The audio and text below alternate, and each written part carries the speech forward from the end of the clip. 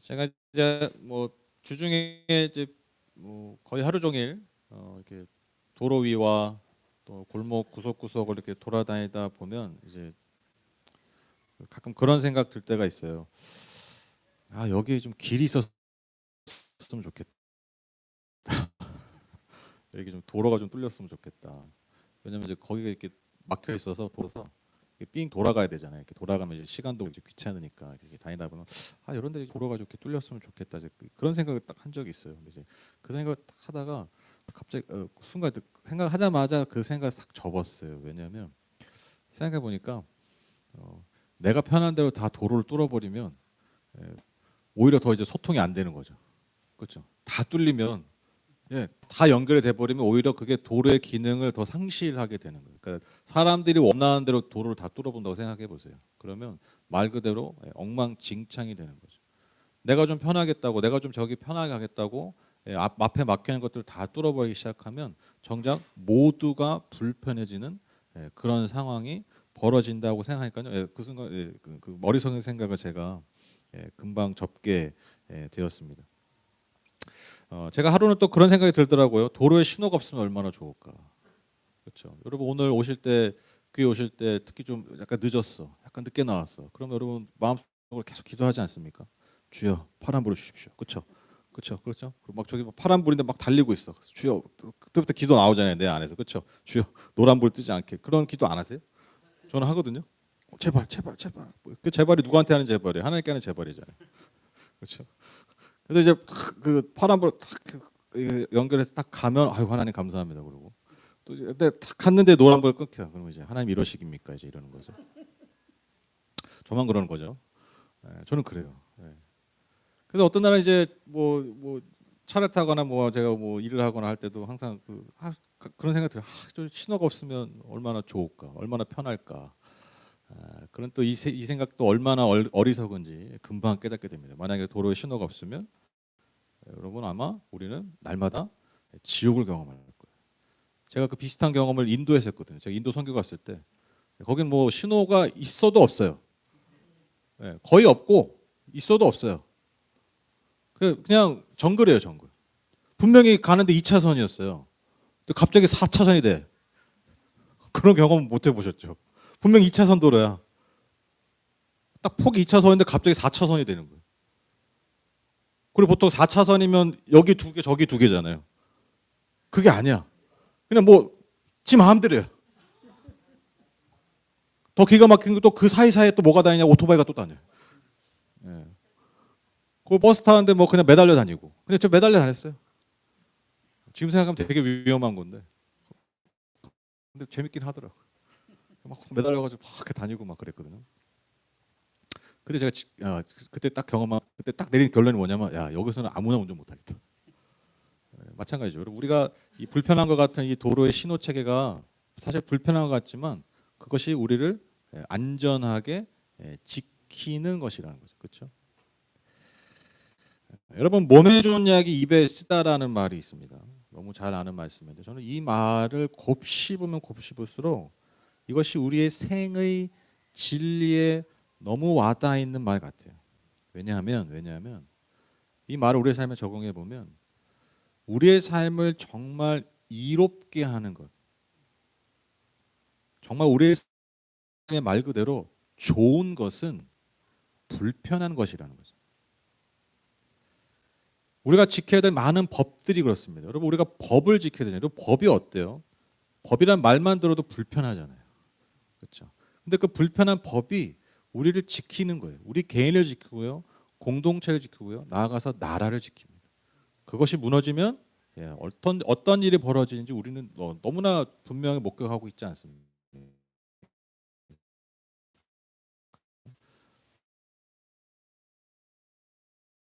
우리의 삶이 엄청난 혼란을 겪는다. 그것을 우리가 너무나 절절하게 경험하고 있습니다. 여러분 우리 몸을 건강하게 하는 것들은 다 어떤 것들이죠? 여러분 뭐 이렇게 뭐 유튜브니 뭐니 뭐 정보들 많잖아요. 우리 몸을 건강에 대한 여러분 관심 너무 많잖아요. 근데 건강한 게 다 어떤 방법이 다 뭐예요? 두 가지예요. 딱 두 가지밖에 없어요. 여러분 꼭 기억하세요. 뭐 사실 볼 필요도 없어. 우리의 몸을 건강하게 뭐냐면 여러분 내 몸을 불편하고 내 입을 불편하게 하는 거예요. 그렇죠? 이거 이외에 없어요. 다 똑같아요. 이게 진리예요. 이게 핵심이에요. 뭐 내용만 다르고 뭐 좀 디테일만 다르지 이 핵심을 벗어나는 게 없습니다. 우리의 몸을 건강하게 하는 거 이 두 가지밖에 없어요. 내 몸을 불편하게 하는 거. 그리고 내 입을 불편하게 하는 거. 그것이 우리의 몸을 이롭게 한다라는 것이죠. 그런데 여러분 인간은요 태어나서 죽을 때까지 그러니까 태어나서 응애하고 태어나서 정말 내가 관 속으로 들어갈 때까지 누가 교육하지 않아도 강조하지 않아도 평생을 무엇을 위해서 살아가냐면 나한테 좋은 것을 쫓아서 살아갑니다. 나한테 좋은 것을 소유하려고 살아갑니다. 누리려고 살아갑니다. 이게 인간의 본성이에요. 여기서 좀 더 들어가면요. 인간이 변하지 않는 본성이 있는데 그게 뭐냐면 늘 편한 것을 추구한다는 거예요. 편한 것. 여러분 서 있으면 앉고 싶으시죠? 그렇죠? 앉으면 눕고 싶죠? 누워 있으면 이왕이면 에이스에 눕고 싶은 거예요. 그렇죠? 그게 인간이에요. 따로 교육시키지 않아도 여러분 애기들이 태어나자마자 막 응애 울잖아요. 그러니까 인간은 태어날 때부터 편한 것을 찾습니다. 그런데 여러분 이 사이에 역설이 있는 거 아세요? 굉장히 중요한 말인데 인간은 태어날 때부터 좋은 거, 나한테 좋은 것을 추구하는데 근데 인간은 나에게 태어나 죽을 때도 편한 것을 추구하잖아요. 근데 인간의 삶의 역설이 뭐냐면 똑같이 본성적으로 좋은 것과 편한 것을 찾는데 편한 것이 인간에게 항상 좋지 않다라는 거예요.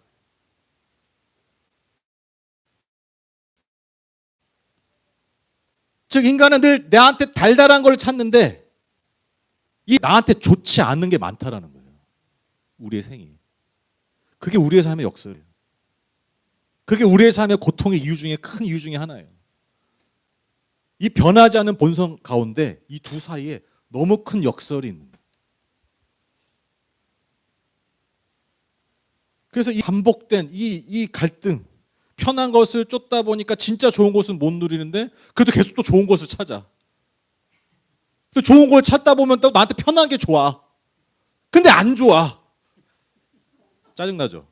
말만 들어도 짜증나죠? 표정도 얄밉죠? 이게 여러분 인간의 그 고통의 굴레라는 거예요. 여러분 이 역설을 우리가 신앙의 자리에서 그 의미를 한번 되새겨 보자고요. 여러분 하나님과 우리의 관계에서 한번 이걸 적용해 보자고요. 그렇다면 우리가 이 질문을 딱 드릴 수가 있죠. 왜 하나님은 그러면 우리를 불편하게 하실까? 여러분 우리가 하나님 왜 믿습니까? 나한테 좋으려고 믿잖아요. 근데 여러분 하나님 우리 좋은 분인 거 여러분 믿으시죠? 하나님 좋은 분이시죠? God is good. 하나님 우리 좋으신 분이잖아요. 좋으신 하나님 맨날 찬양하고 노래하잖아요. 근데 여러분 하나님 우리에게 좋으신 분인데 하나님 우리에게 하나님 좀 가끔 좀 얄밉죠. 왜? 불편하게.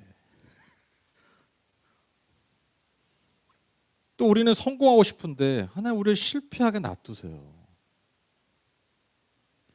여러분 우리가 답을 이미 알고 있잖아요. 지금 질문하자마자 우리는 답을 알게 돼요. 하나님 왜 우리를 불편하게 하십니까? 하나님 왜 우리를 실패하게 하십니까? 하나님 우리에게 편한 것을 주시는 분이 아니라 좋은 것을 주시는 분이기 때문에. 그래서 하나님이 좋으신 분이에요. 우리가 하나님이 때로는 이해되지 않는 것이 여러분 우리가 하나님 때로는 우리가 하나님과 관계에서 갈등을 느낀 지점이 뭐냐면 바로 이 지점이에요. 하나님 좋으신 분인 줄 알았는데 나를 불편하게 하는 거예요. 우리가 다시 깨달을 수 있죠. 불편한 게 우리에게 좋은 것이라는 거죠. 여러분 세상 사람들도요. 좋은 것을 누리기 위해서 좋은 것을 취하기 위해서 여러분 그런 뭔가 세상에 성공한 사람들이나 뭔가 성취한 사람 얘기 다 들어보세요. 그들이 항상 얘기하는 게 뭡니까? 오늘 말을 빌려서 하면 내가 엄청 불편하게 살았다는 거예요. 불편을 선택했다고 얘기해요. 그 불편함을 지탱했다고 얘기해요. 지속해왔다고 얘기해요. 여러분 세상 사람들도요. 때로는 실패를 통해서요. 무언가를 배워서 성공의 자리로 갑니다. 이게 세상에 똑같이 작용되는 원리예요. 여러분 하물며 우리의 삶을 주관하신다고 하는 그 하나님을 믿는 우리가 세상 사람도 그런 법칙을 따라서 자신의 것들을 취해서 살아가는데, 좋은 것을 취해 살아가는데, 우리가 기꺼이 그분이 원하시는 삶을 위해서, 그 영광스러운 삶을 위해서 불편을 감수할 수 있는 거죠. 여러분, 이게 저는 믿음이라고 생각해요. 또 믿음이 뭐냐? 실패의 자리에서 그것이 실패가 아니라 하나님께서 나를 향하신 그 하나님의 놀라운 섭리와 축복을 발견할 수 있는 거예요. 여러분, 이게 믿음이라는 거죠. 거기서 좋은 것을 발견하고 취하고 누리는 것이라는 겁니다. 저는 누군가 저에게 예배가 무엇이냐라고 물어보면 저는 몇 가지 대답하는 게 있는데, 그 중에 하나가 이거예요. 예배가 뭐냐? 평안함과 불편함이 공존하는 시간이다. 여러분, 저는요, 참된 예배는요, 이 두 가지가 반드시 공존해야 된다고 믿어요.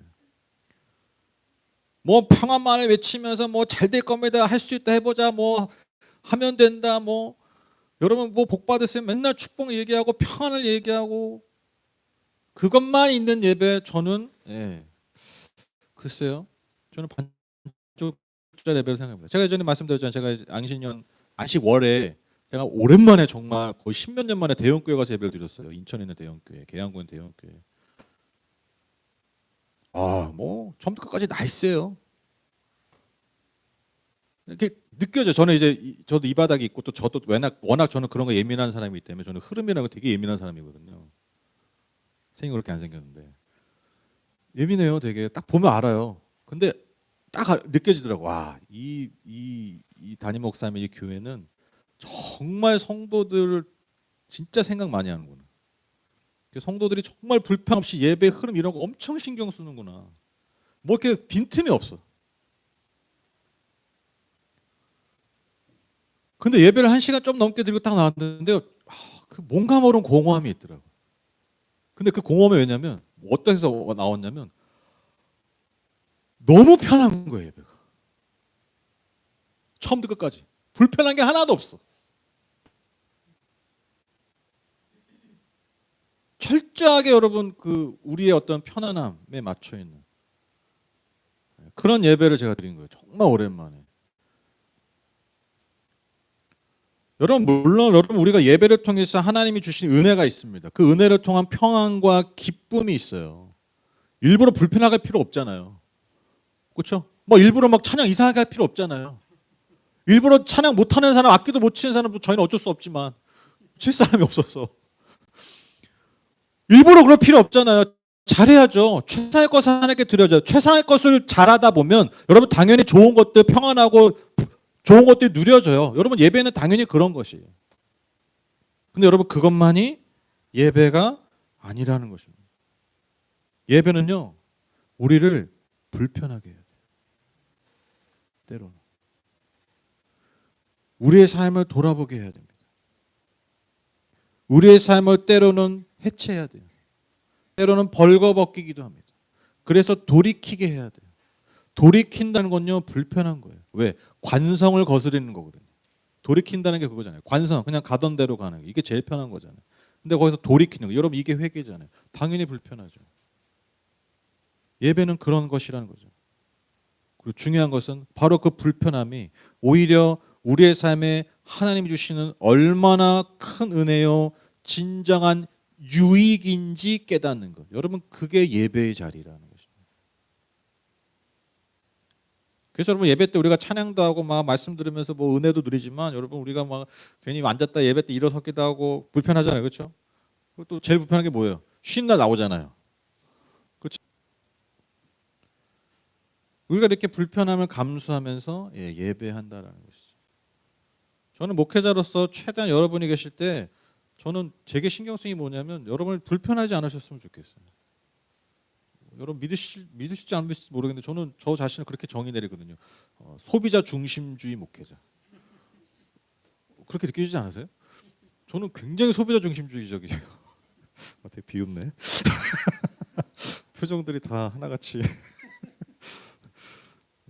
저는 그 마음으로 진짜 하거든요. 저는 우리 교회 오신 성도님들이 예배당 안에 있을 때, 교회 오셨을 때 좀 편안하게 계시다고 가셨으면 좋겠어요. 그래서 제가 막 그 커피 내리고 막 이런 게 막 겨울 여름에는 뭐 아이스, 저는 그게 좋아요.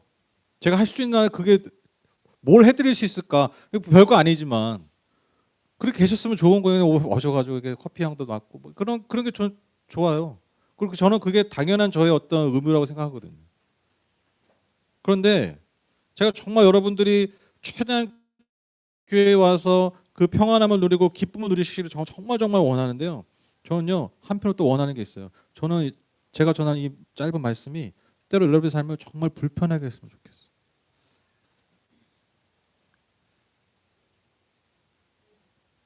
그래서 불편함을 넘어서 여러분을 정말 돌이키는 하나님 나라의 말씀의 능력이 됐으면 좋겠어요.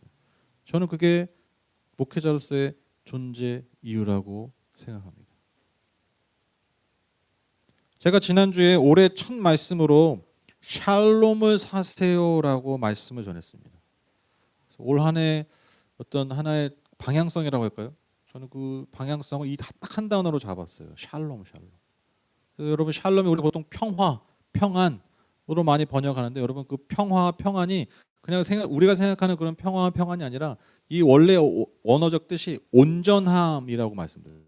온전함. 그러니까 우리가 말하는 평안함이 여기서 우리가 해야 되는 게 제가 두 가지를 말씀드렸어요. 먼저 하나님과 하나님 그 복음을 내면화하라고 말씀드려요. 내면화하시라. 그냥 뭐 구호가 아니라 종교적 구호가 아니라 정말 하나님의 은혜와 사랑이 그 복음의 은혜가 내 영혼의 중심이 돼야 되는 거예요. 여기서 다 나오는 거예요. 그 온전함. 복음이 온전한 복음이잖아요. 그게 내 영혼을 살리는 것. 그래서 그것이 내면화되는 것. 이게 가장 중요하다고 말씀드렸어요. 그리고 그것을 위해서 우리가 힘써야 되는 게 뭐냐? 두 번째로 관계의 온전함인 거예요. 예수님이 말씀하신 거죠. 하나님을 사랑하고 이웃을 사랑하는. 우리가 항상 마음을 쏟아야 되는 게 여기에 있다는 거예요. 우리가 신경 쓰면 많죠. 해결할 일도 많아요. 처리할 일도 많아요. 중간중간 우리에게 닥쳐오는 문제들도 많이 있어요. 해야죠. 근데 여러분 우리가 어떠한 삶에서도 가장 중심을 지켜야 되는 게 뭐예요? 가장 먼저 해야 되는 게 뭐예요? 관계의 온전함이에요. 여기서 다 나오는 거예요. 다시 그것에 집중하자는 거예요. 본질을 잃지 말자는 거죠. 샬롬은 거기서 오는 겁니다. 무슨 명상한다고 오는 게 아니에요. 관계 다 깨져 있는데 여러분 1시간 명상한다고 이거 뭐 이 종 친다고 여러분 명상이 됩니까? 평화가 옵니까? 안 돼요. 그 관계의 온전함이 회복되지 않으면 안 된다라는 것입니다. 여러분 예수님께서 우리에게 주신 구원이 바로 이 샬롬이에요. 샬롬. 십자가를 통해서 하나님의 은혜와 사랑을 완성하신 거죠. 하나님을 사랑하고 이웃을 사랑하는 참다운 인간의 모습을 이 땅에 위에 오셔서 보여주셨잖아요. 그렇죠? 예수님의 삶과 사역에 그걸 보여주신 거예요. 그냥 병자 고치신 게 아니에요. 그냥 말씀 전하신 게 아니에요. 사명을 하신 게 아니라 예수님이 말씀하신 그 말씀의 핵심 가치, 하나님을 사랑하고 이웃을 사랑하는 것을 그분의 삶을 통해 공생의 사역을 통해 다 보여주신 거예요. 그러니까 예수님이 하신 게 이게 다예요. 그것 통해서 뭘 이루신 겁니까? 무너진 온전함을 회복하신 거죠. 샬롬을 완성하신 거예요. 그것을 회복하고 누리는 게 여러분 그게 구원이에요. 그리고 그것을 지켜나가기 위해서 교회를 남겨놓으셨어요. 근데 여러분 그거 아십니까? 예수님이 이 구원, 이 샬롬을 저와 여러분에게 주시기 위해서 그분이 불편이셨다는 거예요. 고린도서 8장 9절 여러분은 우리 주 예수 그리스도의 은혜를 알고 있습니다. 그리스도께서는 부요하나 여러분을 위해서 가난하게 되셨습니다. 그것은 그의 가난으로 여러분을 부요하게 하시려는 것입니다. 하나님 우리를 부요하게 하시기 위해서 그러실 필요가 없는 그분이 스스로 불편해지셨다. 빌립보서 2장 6절 8절 말씀입니다. 그는 하나님의 모습을 지니셨으나 하나님과 동등함을 당연하게 생각하지 않으시고 오히려 자기를 비워서 종의 모습을 취하시고 사람과 같이 되셨습니다. 그는 사람의 모양으로 나타나셔서 자기를 낮추시고 죽기까지 순종하셨으니 곧 십자가에 죽기까지 하셨습니다. 제가 오고기를 참 사랑하고 좋아하는데 오고기를 너무 사랑한 나머지 내가 오고기의 빙이 되고 싶어서 내가 하루를 개처럼 살겠다. 기어다니고. 그건 좀 편하겠네요. 사료 먹고 요만큼 내가 사료 먹고 도구를 사용하지 않고 혀로 먹고 물을 혀로 마시고 말을 하지 않고 계속 짖기만 하고 몇 날 며칠도 아니고 하루를 그렇게 한번 살아보겠다. 한번 제가 마음 먹었다 생각해 보세요. 상상해 가십니까? 있을 수 없죠. 너무너무 불편하겠죠. 감히 비교할 수 없지만, 감히 이것과 비교할 수 없지만 이 말씀이 그런 말씀이에요. 그러실 필요가 없는데 우리를 구원하시기 위해서, 우리에게 진짜 샬롬을 주시기 위해서, 그 원전을 회복하시기 위해서 그냥 이루어진 게 아니라는 거예요, 여러분. 누군가는 불편해지셨어야 됐어요. 그거를 예수님이 하셨다라는 거예요.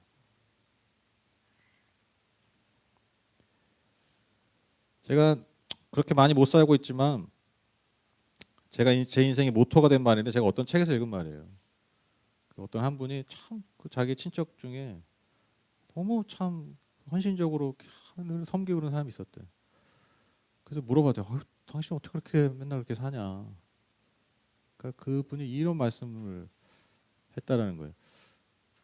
제가 좀 불편하면요 주변이 다 편해지더라고요. 전 지금도 그 기억나요. 제가 화장실에서 볼일 보다 그 책 보고 있었거든요. 신혼 초에. 제가 그 한 문장을 제 삶의 모토로 삼았어요. 물론 이제 그렇게 잘 못 살고 있지만 그렇게 살려고 노력해요. 그 모토라는 게. 여러분 성도님들 5주에 한 번씩 좀 불편하시잖아요. 식사 준비하시느라고. 5주에 한 번 정도. 근데 그 불편을 통해서 우리가 풍성한 기쁨의 식탁의 기쁨을 누리지 않습니까? 그 성찬의 거룩한 식탁의 기쁨을 나누지 않습니까? 생각해 보세요. 여러분 인간이요. 같은 인간을 위해서 조금만 불편해져도 주변이 편해져요. 하물며 여러분 창조주께서 피조물을 위해 불편해지셨다. 여러분 어떤 일이 벌어지겠습니까? 구원이 일어날 수밖에 없어요.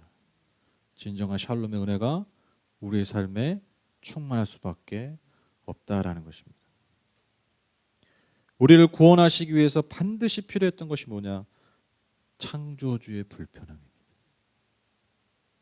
그 창조주의 불편함을 통해서 우리가 영원한 구원, 영원한 샬롬을 누릴 수 있게 되었습니다. 제가 영상 하나 좀 보여드리고 싶은데 보신 분 아시는 분 아시겠지만 보겠습니다. 닷새째 번지고 있는 미국 LA 산불 상황 살펴보겠습니다. 바람이 좀 잦아들긴 했지만 큰 불길이 잡히지 않아서 진화율이 10%에도 미치지 못하고 있습니다. 거리 전체가 잿더미로 변한 곳이 많습니다. 그 현장을 김용태 특파원이 취재했습니다. 거대한 불길이 산등성이 전체로 번집니다. 화재 진압에 투입됐던 차량까지 화염에 휩싸입니다. 헬기가 물을 쏟아 부어도 불의 기세는 꺾이지 않습니다. And now you can see everything they left behind is now going up in flames. 산불 전후 위성 사진을 보면 평화롭던 도시가 불구덩이가 되고 다시 잿더미로 변해갑니다. 가장 피해가 큰 해안가 부촌 팰리세이즈를 찾아가 봤습니다. 식당도 상점도 모두 불에 타 사라졌습니다. 몇 대만 앙상하게 남은 차량은 곳곳에 방치돼 있고 전기줄이 끊어지면서 변압기만 나뒹굴고 있습니다. 대형 건물이 서 있던 곳입니다. 하지만 건물은 지금 형체도 없이 사라졌고 바닥에는 유리 파편만 가득합니다. 그리고 무너진 건물 잔해 더미 사이사이로 아직도 보시는 것처럼 희뿌연 연기가 계속해서 피어오르고 있는 상황입니다. 주민과 관광객으로 붐비던 거리에 이제 소방차와 경찰차만 오갑니다.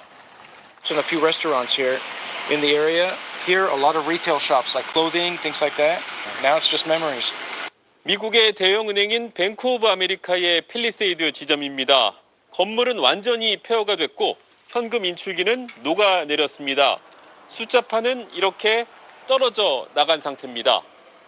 로스앤젤레스 상징 할리우드로 가봤습니다. 한때 이곳에도 대피령이 내려지면서 할리우드 간판이 보이는 사진 명소는 출입 금지 상태가 이어지고 있습니다. 서울 면적 4분의 1이 불탄 가운데 바람이 다소 잦아들었지만 규모가 큰 팰리세이즈 이튼 산불은 진화율 10%에도 미치지 못하고 있습니다. 버케이너가 터진 것처럼 이렇게 내려오는데 그때도 그 바람도 몇 배 더 심각해졌고 그래서 지금이라도 나가야 된다. 실종자 수색이 본격적으로 이루어지면 11명으로 집계된 사망자 수가 더 늘고 경제적 타격은 88조 원을 넘길 것이란 걱정스러운 전망이 나오고 있습니다. 로스앤젤레스에서 SBS 김용태입니다.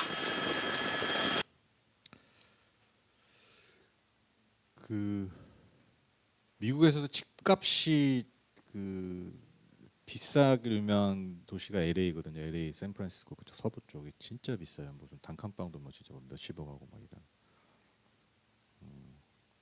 이제 이 산불이 이제 일어난 그 원인 중에 하나가 이제 그 기후 변화로 해서 너무 건조한 사실 지금 비가 많이 와야 되는 좀 그런 시기인데 비가 안 와 너무 건조한 상태인데 불이 붙었는데 또 경험해보지 못한 그 강풍이 불었대요. 초속 막 160km, 시속 160, 초속 160이면 지구를 떠나죠. 그 시속 160km의 바람이 엄청 그러니까 불이 붙은 게 정말 뭐 물을 쓰기도 전에 그냥 다 날아가 버리는 불이 다 불구덩이거든. 마치 막 얘기했잖아요. 화산이 떨어지듯이 불이. 그러니까 그 최악의 조건들이 다 맞아 떨어져가지고 이게 지금 벌어지고 있는 일이에요. 아직도 다 안 됐어요.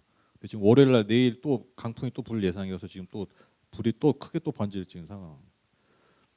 근데 그 집값이 비싸게 그러면 그 LA에서도 부촌 중에 부촌이 여러분 아까 그 팰리세이즈라는 곳입니다. 퍼시픽 지금 딱 요 지점이거든요. 그 여러분 제 차 이름 팰리세이드거든요. 이게 여기서 따온 거예요. 그러니까 그 현대자동차가 SUV 그러니까 좀 높은 차 있죠. 그거 이름을 유명 휴양지 이름을 짓습니다. 그래서 뭐 코나, 산타페, 그다음에 투싼 이게 다 그 미국에 있는 유명 휴양지 이름이에요. 대표적인 부촌이고 대표적인 그 어떤 휴양지입니다. 딱 봐도 태평양 바로 앞에 보이고 언덕이 있고. 그래서 여기 이 팰리세이즈 지역이 평균 집값이 350만 달러래요. 우리나라 돈은 50억이에요 지금. 이거 기억하십시오. 평균이.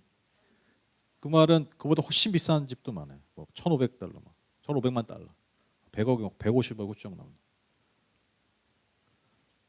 그래서 여러분 미국에서 이 부촌이라는 것은요 가장 깨끗하고 안전하고 주거 시설 환경이 좋고 모든 게 정말 너무 좋은 그런 게 다 갖춰져야 여러분 이 부촌이거든요. 지금 이 상황이 된 거예요. 지금 뉴스에 의하면 거의 다 탔대요. 아까 보셨던 그 팰리세이즈 그 집들이 완전 거의 완전 뭐 몇 집만 탄 게 아니라 정말 전소됐다. 그래서 피해액이 지금 뭐 지금 뉴스로는 88조래요. 근데 또 더 될 거라는 얘기도 나오죠. 200조가 넘어갈 거다. 이 얘기 나옵니다. 감이 안 오시죠? 88조, 200조. 제가 찾아봤어요. 우리나라 한 해 예산, 그러니까 국가 예산, 우리 대한민국 한 해 예산, 작년 예산이요 650조였어요. 그러니까 200조가 넘어가면요, 한 해 우리나라 대한민국 세계 경제 10위 안에 있는 한 해 이 대한민국에 살림하는 돈의 200조면 3분의 1이 단 이틀의 화산이 아니죠. 화재로 날아간 거예요. 지금 뭐 보험회사도 여기 관련되는 보험회사도 아마 파산할 수도 있다. 지금 뭐 다 예측인데 아마 예측한 것보다 더 나올 가능성이 훨씬 많죠. 일단 이 수색 들어가면 이제 사망자는 훨씬 더 많이 나올 거고 지금 11명이라는데 지금까지 발견돼요. 근데 이제 뭐 계속 집안에서 나오겠죠. 저는 개인적으로 이런 뉴스를 가지고 그러니까 어떤 이런 재앙이나 이런 참사를 가지고 저는 이 설교 때 이렇게 사용하고 소위 말하는 예화를 쓰는 게 저는 상당히 좀 조심스러워합니다. 왜냐하면 그 누군가의 어떤 큰 불행, 큰 사건을 가지고 그것을 들먹이면서 무슨 종교적인 어떤 얘기를 하고 그렇게 뭐 쉽게 아주 그 설교 예화거리를 쓰는 것에 저는 좀 굉장히 좀 조심스러워하는 게 있어요. 왜냐하면 그 굉장히 무례한 행위가 될 수 있잖아요, 그렇죠? 누군가한테는.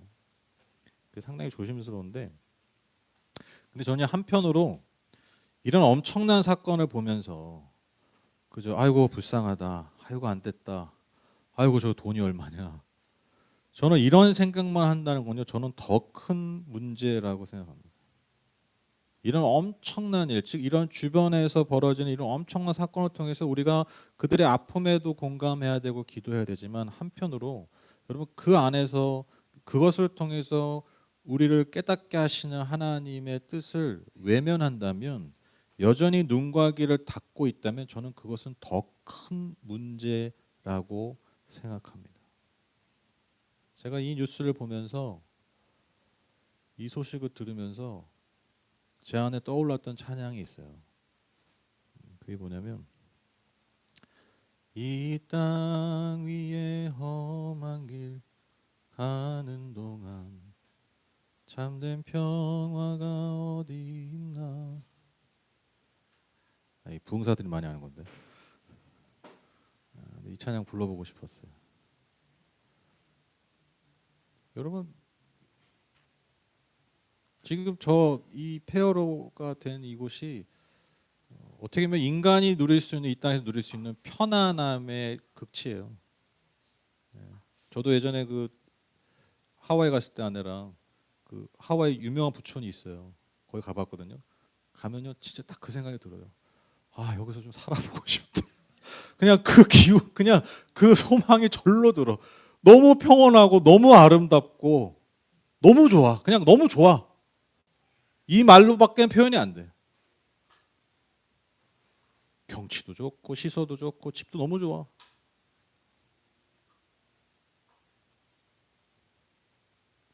단 하루 만에 인간이 쌓았던 그 모든 열매가 이렇게 날아갈 수 있구나. 전쟁터에 떨어진 폭탄의 그 잔해 같잖아요. 마치 그 가자지구 예전에 그 영상 같은 거 보셨죠? 엄청난 폭격으로 그냥 다 쑥대밭. 우리 그런 데는 그냥 그런가 보다 그러잖아요. 어떻게 보면 참 안 좋은 마음이지만. 여러분 이 다음 가사가 이겁니다. 우리 모두 다 예수를 친구 삼아 참 평화를 누리겠네. 저는 이 사건, 이 뉴스, 그리고 이 찬양을 통해서 여러분에게 말씀드리고 싶은 게 이거예요. 여러분 다 별거 저런 거 중요하지 않습니다. 이 얘기가 아니에요. 여러분 우리의 본성대로 사세요. 당연한 겁니다. 여러분 우리가 기도할 때 다 기도의 내용이 사실 뭡니까? 하나님 나한테 좋은 것 주세요잖아요. 그리고 좋은 것 주세요라는 걸 우리가 얻기 위해서 우리가 기도하는 제목들을 한번 다 생각해 보세요. 그게 다 뭐냐면 거의 뭐냐면요. 불편한 거 제거해 달라는 거거든요. 그렇죠?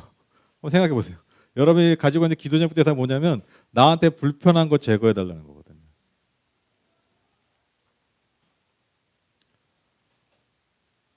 우리가 여러분 하나님께 불편함을 제거해 달라고 기도하실 수 있어요. 그리고 하셔야 돼요. 하세요.